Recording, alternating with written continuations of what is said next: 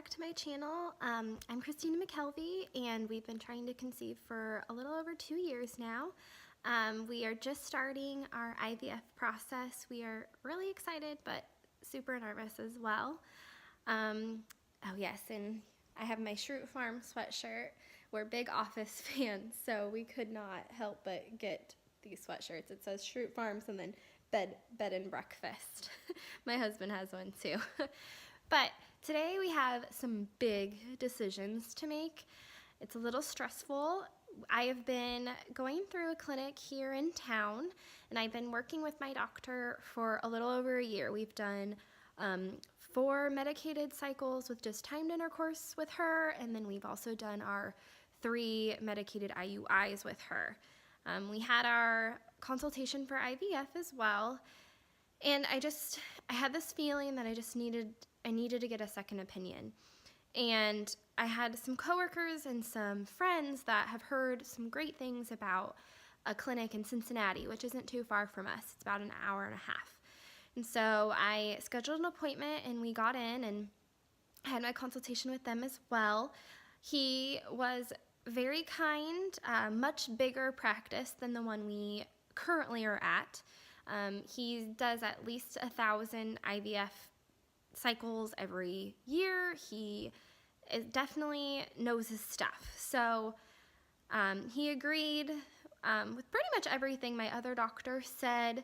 They think that the best option for us, since I do have PCOS, but everything else looks fairly normal, but since nothing has worked yet, the IVF is probably going to be our best option. They both think that if I do IVF and after the stimulations, I do have a pretty high chance of getting OHSS, which is ovarian hyperstimulation syndrome, I believe. And so they both recommended that when I do the IVF that I'll do the egg retrieval and then go into a frozen cycle, just to help prevent that as much as possible. So I'm a little nervous about that, but now we're kind of at this crossroads of which doctor do I go with, who should I pick, and it's a little stressful just because I've been with my other doctor for so long, and I have a really good relationship with her, but nothing's happened. While this other doctor, I've heard success stories from people I'm fairly close to and people I work with, and I don't know. I just am super, super torn. I don't know what's the right choice. I mean, I really like who I'm with, but I also just feel kind of like this gut feeling that maybe just because I've been with her so long and I feel comfortable with her does not mean that she is the best for me and for my situation. And I think that's hard for me because I don't want anyone to take it personally, and I know they don't, but I feel bad. And so I'm kind of stuck in that crossroads right now. We're bouncing back and forth. I also am looking at, there's also going to be a little bit more traveling while the doctor I'm currently with is in town, but this doctor is about an hour and a half, so all those appointments that you're going to every other day, I am going to have to travel.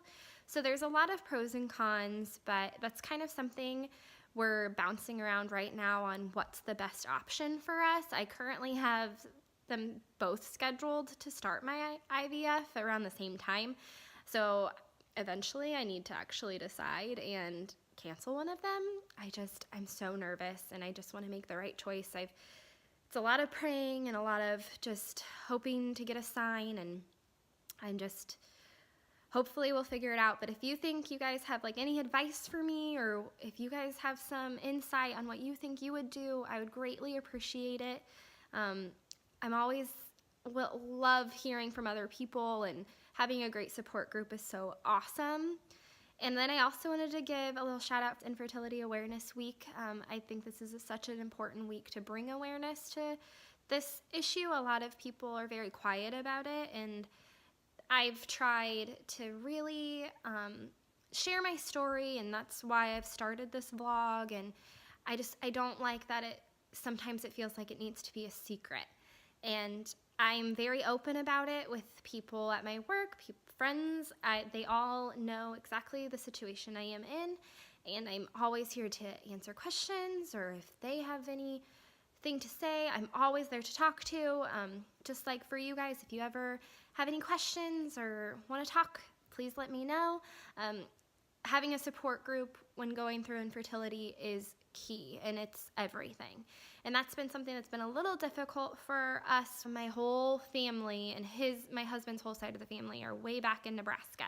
And so we rely on each other a lot, and we're still fairly new. This is only our second year in Kentucky, so we're still trying to meet people and really get that support group within our area. And so I love that there's this outlet on YouTube too to just gain that support and share each other's stories. And so, like I said though, if you have anything that you think I should do, I would be more than happy to hear, because this is a very difficult choice for me, and I'm just really, really struggling with it right now. So we'll see. Hopefully we get it figured out, because we're going to be getting started fairly soon, which I am excited about. But just hit that subscribe button if you want to keep following along with our story, and I appreciate you watching this video. Thank you.